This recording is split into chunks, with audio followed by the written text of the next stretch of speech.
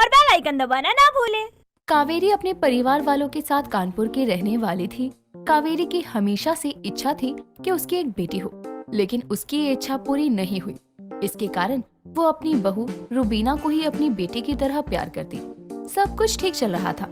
तभी एक रोज सुबह के समय उसकी पड़ोसन रमा हाथों में पूजा की थाली लिए कावेरी के घर आती है और रसोई में काम कर रही उसकी बहू रुबीना से कहती है, बहू तेरी सास कहाँ है? आज मंदिर नहीं जाएगी क्या वो? आंटी जी, माँ जी अभी तक कमरे से नीचे नहीं आई हैं। आप बैठिए, मैं उन्हें देख कर आती हूँ। ठीक है बहू, वैसे ही आज मंगलवार है, बहुत भीड़ होगी मंदिर में। जी आंटी जी। रुबीना इतना कहकर अपनी सास के कमरे में जाती है और देखती है कि इतनी सुबह होने के बाद भी वो आराम से सो रही है, जिसे देखकर वो अपनी सास के पास जाती है और उसे आवाज देते हुए कहती है, माँ जी उठिए, नीचे रमा आंटी आई हैं, आपको पूछ रही हैं। क्या हुआ बहू, आज तो मुझे जगाने आई है? ज्यादा समय हो गया क्या आज मुझे उठने में? हाँ माँ जी, आज आपको देर हो गई। रमा आंटी कब से मंदिर जाने के लिए आपका इंतजार कर रही हैं, लेकिन आप तो अभी तक सो रही हो। आपकी तबीयत ठीक नहीं है क्या? पता नहीं बहू, लेकिन आज शरीर कुछ भारी सा लग रहा है। बिल्कुल उठने का मन नहीं कर रहा था, बहुत चक्कर भी आ रहे थे, मैं उठ ही नहीं पाई। कोई बात नहीं माँ जी, एक काम करिए, आप आराम ही करिए। मैं आंटी जी को बोल देती हूँ, आज वो अकेली ही मंदिर चली जाएंगी। रहने दे बहू, मैं चली जाती हूँ, वरना उसको बुरा लगेगा। तू जा, मैं बस अभी तैयार होकर आती हूँ। ठीक है माँ जी। रुबीना इतना कहकर वहाँ से चली जाती है। थोड़ी देर बाद कावेरी तैयार होकर हाथों में पूजा की थाली लिए नीचे आती है और अपनी पड़ोसन रमा के साथ मंदिर जाती है, जहाँ पहुंचकर पूजा पाठ करके दोनों बातें करते हुए घर लौट रही थी।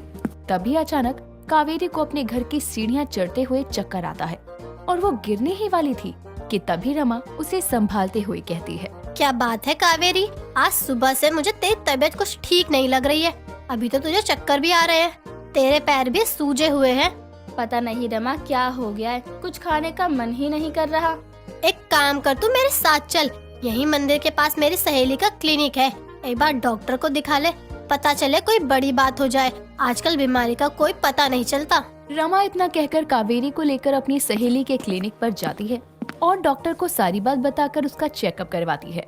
चेकअप के बाद कावेरी को डॉक्टर से पता चलता है कि वो गर्भवती है, जिसे सुनते ही कावेरी और रमा के होश उड़ जाते हैं और वो दोनों घर वापस आते हैं, जहाँ रमा रुबीना को बुलाकर हंसते हुए कहती है, बहू जल्दी से मुंह मीठा करवा, मुझे तुझे एक बहुत बड़ी खुशखबरी देनी है। कैसी खुशखबरी आंटी जी, मुझे कुछ समझ में नहीं आया। अरे बहू, जहाँ हम तेरे और साहिल के बच्चे की खबर सुनने के लिए इंतजार कर रहे थे, वहीं आज मुझे तेरी सास के दूसरे बच्चे की खबर मिली है। तेरी सास तो इस उम्र में भी बाजी मार गई, तू पीछे रह गई बहू। आंटी जी, आप ये क्या कह रही हैं? मेरी सास की ये उम्र थोड़ी ना है दूसरा बच्चा करने की। मुझे आपका ये मजाक बिल्कुल भी पसंद नहीं आया। भगवान कसम बहू, मैं बिल्कुल सच बोल रही हूँ। तेरी सास का दूसरा बच्चा आने वाला है। तेरी सास गर्भवती है।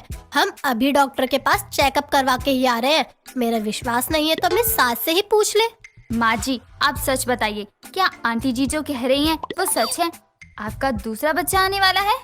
बहू, वो रमा सही कह रही है, मैं गर्भवती हूँ। मुझे पता ही नहीं लगा, मैं खुद शर्मिंदा हूँ। जहाँ एक तरफ रुबीना अपनी सास के दूसरे बच्चे की बात सुनकर अपना सर पकड़कर सोफे पर बैठ जाती है, वहीं दूसरी तरफ उनसे कुछ दूर खड़े उसके ससुर राजेंद्र और उसका पति साहिल, जो कि उनकी बातें सुन रहे थे, उनके पैरों तले भी जमीन खिसक जाती है। तभी वो उनके पास आते हैं और राजेंद्र अपनी पत्नी कावेरी से कहता है, क्या हम लोगों ने जो भी सुना है वो सच है? हाँ जी, आपने सही सुना है। कोई बात नहीं माँ, इसमें आपको ना सर झुकाने की कोई जरूरत नहीं है। हमें तो खुश होना चाहिए कि हमारे घर में एक छोटा सा मेहमान आने वाला है। साहिल बिल्कुल सही कह रहा है कावेरी, और वैसे भी तुम ही तो एक लड़की चाहती थी ना। लो, भगवान ने तुम्हारी सुन ली। आप ये क्या कह रहे हैं ससुर जी? ये कोई उम्र थोड़ी ना है माँ जी को दूसरा बच्चा करने की। जिस उम्र में इन्हें अपने पोते पोती को खिलाना चाहिए, उस उम्र में ये मेरी ननद या देवर को खिलाने की बात कर रही हैं। लोग हमारा कितना मजाक उड़ाएंगे। मैं लोगों के सामने अपना मजाक नहीं बनवाना चाहती हूँ, इसलिए आप इस बच्चे का अबॉर्शन करवा दीजिए। वैसे रुबीना बहू बात तो सही कह रही है। लोगों को पता चलेगा तो उन्हें तो मजाक उड़ाने का मौका मिल जाएगा। जब मैंने ये बात सुनी थी तब मैं भी बहुत हैरान हो गई थी। रमा जी देखिए, ये हमारा फैमिली मैटर है। इसलिए मैं आपसे हाथ जोड़कर विनती करता हूँ, आप अपने घर जाइए और आग में घी डालने का काम तो मत ही कीजिए। भाई साहब, आप मुझे क्यों सुना रहे हैं? मुझे भी कोई शौक नहीं लग रहा है किसी के घर के मामले में पड़ने का। वो तो अपना समझती हूँ, इसलिए बोल दिया, मैं खुद ही जा रही हूँ। रमा इतना कहकर गुस्से में अपने घर चली जाती है, जिसके बाद रूबीना अपने ससुर राजेंद्र को ताना मारते हुए कहती है, ससुर जी, रमा आंटी पर चिल्लाने से क्या होगा? आज ये बोल रही हैं, कल तो पूरा मोहल्ला बोलेगा। अब किस किस का मुंह बंद करवाएंगे आप? सासू माँ, मेरी बात मानिए तो आप अबॉर्शन करवा लीजिए। रूबीना, तुम्हारा दिमाग खराब हो गया है क्या? ये क्या बकवास कर रही हो? बेटा, बहू सही कह रही है। बहू, मैंने डॉक्टर से बात करी थी, लेकिन इस उम्र में अबॉर्शन नहीं हो सकता। इससे मेरी जान को खतरा है। माँ जी, मुझे कुछ नहीं पता, लेकिन आपको ऐसा नहीं करना चाहिए। मैं लोगों से क्या कहूँगी कि खुद बच्चे पैदा करने की उम्र में मैं अपनी सास के दूसरे बच्चे के स्वागत की तैयारी कर रही हूँ। आपको इस उम्र में दूसरा बच्चा नहीं करना चाहिए। समाज में मजाक बनकर रह जाएगा हमारा घर। रूबीना इतना कहकर गुस्से में वहाँ से चली जाती है। ऐसे ही समय बीतता है। समय के साथ धीरे धीरे रूबीना की सास के दूसरे बच्चे की बात नाते रिश्तेदारों से लेकर गली मोहल्ले में भी फैल जाती है। सभी लोग उसके घर का बहुत मजाक उड़ाते हैं, पीठ पीछे हंसते हैं। ये सब रूबीना को बिल्कुल अच्छा नहीं लगता। ऐसे ही एक रोज शाम के समय रूबीना मार्केट से घर लौट रही थी। तभी मोहल्ले की औरतें उसे रोकते हुए कहती हैं, बहू, सुनने में आया है कि तेरी सास दूसरा बच्चा कर रही है। बताओ बहन, ये कोई उम्र है बच्चा पैदा करने की? कावेरी को कुछ तो सोचना चाहिए।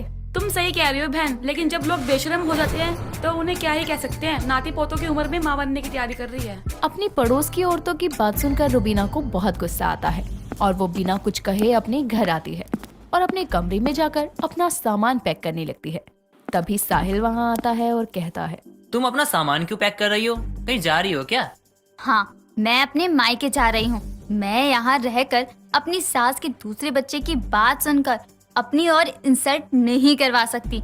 अब मैं उसी दिन इस घर में वापस आऊंगी जब आप लोग माँ जी का अबॉर्शन करवाने के लिए तैयार होंगे।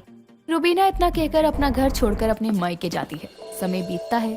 समय के साथ रूबीना को पता चलता है कि वो भी गर्भवती है, जिसे सुनकर वो बहुत खुश थी और अपनी माँ गीता के पास जाकर वो कहती है, मैं माँ बनने वाली हूँ। आज मैं बहुत खुश हूँ। मैं भी साहिल जी को कॉल करके बताती हूँ। पागल हो गई है क्या? अभी कौन सा तेरी उम्र निकली जा रही है जो तुझे माँ बनने का शौक लग रहा है? एक काम कर, अभी तो इस बच्चे का अबॉर्शन करा ले। माँ, आप ये कैसी बातें कर रही हैं? ये मेरा बच्चा है, मैं इसका अबॉर्शन नहीं करवा सकती। अच्छा, तो तूने अपनी सास को अबॉर्शन कराने के लिए क्यों कहा? जैसे तुझे अपने बच्चे से प्यार है, वैसे ही उन्हें भी तो है। औलाद सबकी एक समान होती है, चाहे जिस भी उम्र में वो उसकी कोख में आई हो। अपनी माँ गीता की बात सुनकर रूबीना को अपनी गलती का एहसास होता है, जिसके बाद वो तुरंत अपने ससुराल जाती है और अपने सभी घर वालों से अपनी गलती की माफी मांगती है। साथ ही अपनी सास के दूसरे बच्चे की खबर को दिल से स्वीकार करती है और लोगों की बातों को नजरअंदाज